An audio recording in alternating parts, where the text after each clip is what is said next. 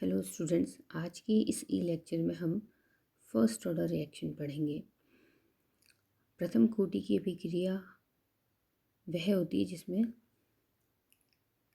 अभिक्रिया का जो वेग होता है, रेट ऑफ रिएक्शन है, वो क्रिया कारक की सांद्रता के प्रथम घातांक के समानुपाती होती है।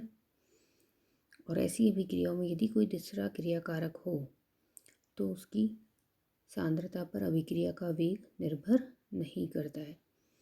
इन अभिक्रियाओं के लिए हम एक जनरल इक्वेशन ले सकते हैं कि ए गिव्स प्रोडक्ट, कि ए से कोई उत्पाद बनता है जिसके लिए रेट ऑफ रिएक्शन क्या होगी, -dA/dt इक्वल टू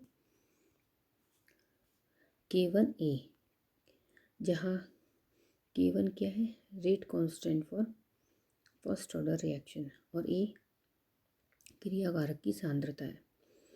अब माना कि A की जो प्रारंभिक सांद्रता, इनिशियल कंसंट्रेशन है, वो A मोल है और T समय के पश्चात उसके X मोल प्रोडक्ट में कन्वर्ट हो जाते हैं। तो T समय के पश्चात A की सांद्रता कितनी होगी, A-X। तो इस इक्वेशन में हम इस वैल्यू को अगर पुटअप करें तो क्या हो जाएगा, rate of equation -dA-X/dt equal to K1 multiplied by A-X, और dx/dt इक्वल टू K1A-X। तो इसे हम कहते हैं differential equation for first order reaction, जिसमें कि प्रथम कोटि अभिक्रिया का वेग क्रिया कारक की सांद्रता के समानुपाती होता है। अब इसकी इंटीग्रेटेड रेट इक्वेशन निकालने के लिए हम इस डिफरेंशियल इक्वेशन का पुनः रीअरेंजमेंट करके इंटीग्रेशन करते हैं। dx/dt इक्वल टू K1A-X को हम इस तरह से भी लिख सकते हैं, dx/A-X equal to K1dt।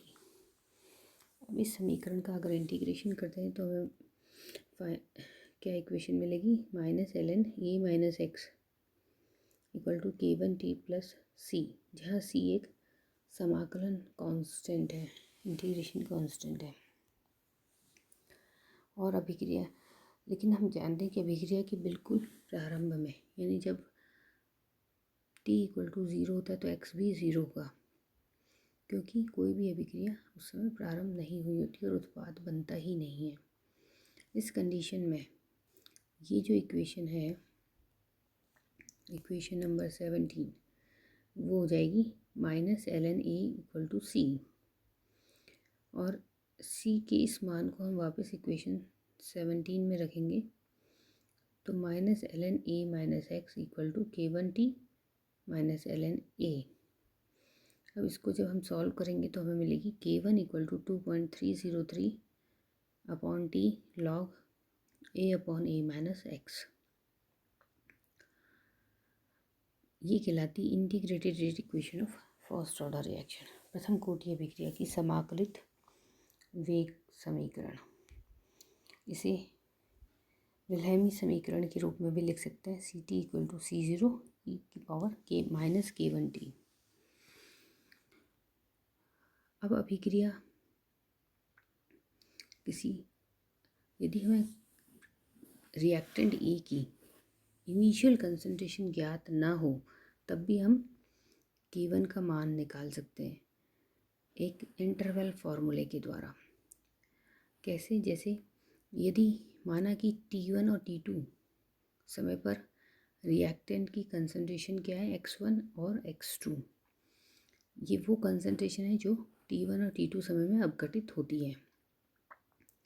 T1 समय में X1 सांद्रता अपघटित होती है और T2 समय में X2 सांद्रता अपघटित होती है। तो T1 और T2 समय के पश्चात क्रिया कारक की सांद्रता क्या होगी, A-X1 और A-X2। इन दोनों ही वैल्यूज़ को जब हम इक्वेशन 19 में रखते हैं तो इक्वेशन हो जाएगी T1 equal to 2.303 303 upon K1 log A upon A minus x1।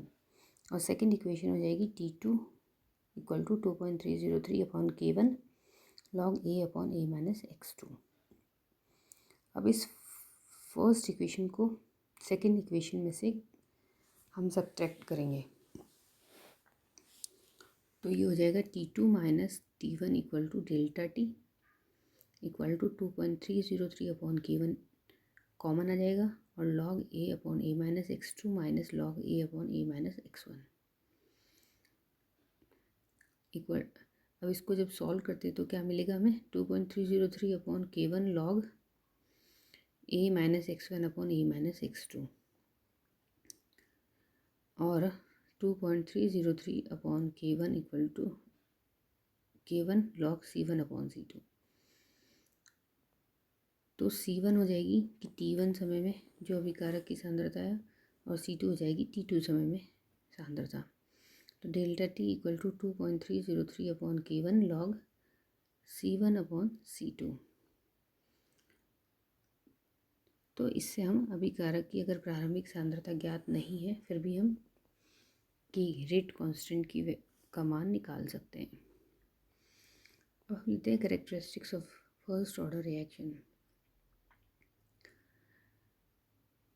K1 का मान A upon E minus x अनुपात पर निर्भर करता है और इसकी जो विमाएँ हैं वो T⁻⁻1 होती है।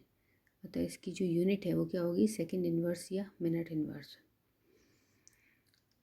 अब जो इक्वेशन रेट इक्वेशन थी फर्स्ट ऑर्डर रिएक्शन के लिए उसे हम इस प्रकार भी लिख सकते हैं log E minus X equal to minus KT upon 2.303 multiplied by T plus log A। ये जो समीकरण है वो एक सीधी रेखा का समीकरण y equal to mx plus C के समरूप होती है। तो जब हम log A माइनस एक्स को समय t के विरुद्ध ग्राफ प्लॉट करते हैं तो एक सीधी रेखा प्राप्त होता है जैसा कि इस डायग्राम में है और इसका जो स्लोप है वो -K1 अपॉन 2.303 के बराबर होता है। तो इस ग्राफ के स्लोप से हम K1 को निकाल सकते हैं, कैलकुलेट कर सकते हैं। नेक्स्ट लेते हैं half life period. First order reaction की जो हाफ लाइफ है, हाफ लाइफ क्या होती है हमने पहले भी बताया था। क्रिया कारक की सांद्रता को आधा होने में जितना समय लगता है उसे हम टी हाफ या अर्धायु काल कहते हैं। तो when T equal to T half X equal to क्या होता है A/2।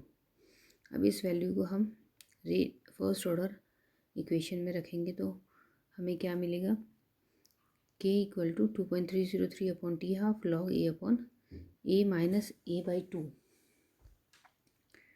और T half equal to 2.303 upon K1 log A upon A/2। तो इसको जब सॉल्व करेंगे तो हमें मिलेगा T half equal to 0.693 upon K1। तो इस इक्वेशन में हमारे पास इनिशियल कंसंट्रेशन A वाला पद नहीं है, अर्थात फर्स्ट ऑर्डर रिएक्शन के लिए टी हाफ का मान क्रिया कारक की प्रारंभिक सांद्रता पर निर्भर नहीं करता है। अब यदि किसी प्रथम कोटि अभिक्रिया के 75% या 3/4 भाग के पूर्ण होने में लिया गया समय भी हम इस अभिक्रिया समीकरण के द्वारा ज्ञात कर सकते हैं। तो उसके लिए A इक्वल टू 1 और x इक्वल टू कितना हो जाएगा 0.75। तो जब इस वैल्यू को हम रेट इक्वेशन में रखते हैं तो T 3/4 या T 0.75 equal to 1.3866 divide by K मिलता है। तो इस तरह से हम इसकी हाफ लाइफ या 75% डिकम्पोज होने का समय निकाल सकते हैं। अब हम इसकी कुछ न्यूमेरिकल्स लेते हैं जो कि एग्जाम्स में पूछे जाते हैं। जैसे ये फर्स्ट है, प्रथम कोटि की एक अभिक्रिया 50 मिनट में 90% पूर्ण होती है और अभिक्रिया के लिए अर्ध आयु का परिकलन कीजिए। तो इसके लिए हमें सबसे पहले रेट कांस्टेंट निकालना होगा। तो रेट कांस्टेंट निकालने के लिए हमने जो अभी इक्वेशन डिराइव की थी उसको हम यूज़ करेंगे K1 equal to 2.303 upon T log A upon A minus X. अब माना कि क्रियाकारक की जो प्रारंभिक सांद्रता ए है उसे हम 100% मान लेते हैं। तो ए इक्वल टू 100, टी समय हमें दे रखा है 50, जिस पर वो 90% पूर्ण होती है। तो 50 मिनट में 90% पूर्ण होती है, तो x इक्वल टू 90। अब इस रेट इक्वेशन में हम इस वैल्यू को पुटअप करेंगे तो K1 equal to 2.303 upon 50 log 100 upon 100 minus 90। इसको जब हम सॉल्व करते हैं तो हमें K1 की वैल्यू 4.606 इंटू 10⁻² प्राप्त होगी। अब इस K1 का मान हम टी हाफ की इक्वेशन जो अभी हमने निकाली थी, T half equal to 0.693 upon K1 में रखेंगे तो टी हाफ की वैल्यू 15 मिनट्स आ जाएगी। यानी इस अभिक्रिया के लिए अर्धायु कितना होगा, 15 मिनट। इसी तरह ये एक और इक्वेशन न्यूमेरिकल है कि एक अभिक्रिया 20% पूर्ण होने में 100 मिनट लेती है और इसके 80% पूर्ण होने में कितना समय लगेगा।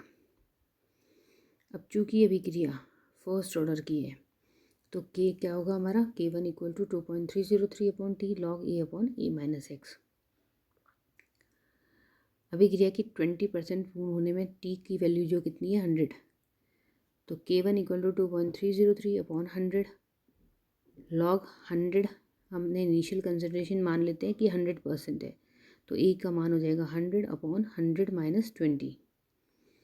अब इसको जब सॉल्व करेंगे तो K1 का मान आ जाता है 0.0023 मिनट इनवर्स। तो अभिक्रिया के 80% पूर्ण होने में लगने वाला समय कितना हो जाएगा, T1 equal to 2.303 upon K1 की वैल्यू आ जाएगी 0.0023 मिनट्स लॉग 100 अपॉन 100 माइनस 80, और इसको सॉल्व करने पे आएगा 700 मिनट्स। यानी 80% पूर्ण होने में उसको 700 मिनट लगते हैं। अब नेक्स्ट लेक्चर में हम सेकंड ऑर्डर अभिक्रिया के बारे में